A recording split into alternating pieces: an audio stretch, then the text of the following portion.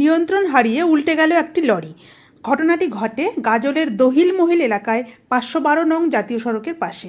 জানা যায়, রাত্রে গাজলে বিভিন্ন এলাকায় প্রবলভাবে ঝড় বৃষ্টি হয়। ঝড়ের কারণে 512 নং জাতীয় সড়কের উপরে একটি গাছ উল্টে পড়ে যায়। উল্টে যাওয়া গাছের পাশ দিয়ে লরিটি যাচ্ছিল। রাস্তার এক পাশ দিয়ে নিয়ন্ত্রণ হারিয়ে লরিটি উল্টে যায়। খবর পেয়ে ঘটনাস্থলে ছুটে যায় গাজল থানার পুলিশ।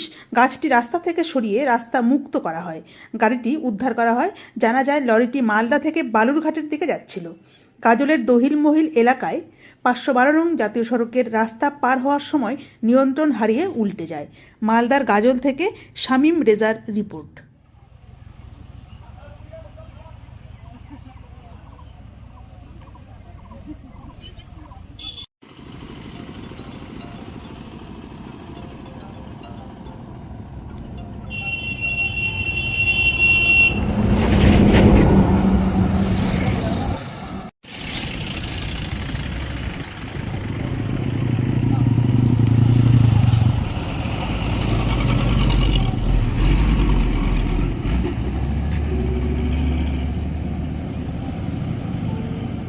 জায়গাটা কোথায় এটা?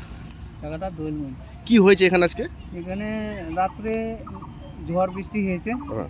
ওই জন্য গাছটা উল্টে গেছিলো। ও ভাবছিল গাড়িটা আসছিল সাইড দিয়ে যে ব্রেক করে যাচ্ছিল, হ্যাঁ, যে ও ভাবছে কি বাড়িয়ে যাবে গাড়িটা, হ্যাঁ, গাড়িটা রোল খেয়ে পাল্টি খেয়ে যায়।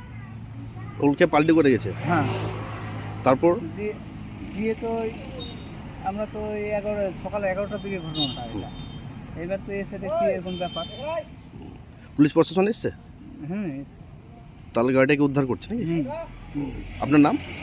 রবি সাহা।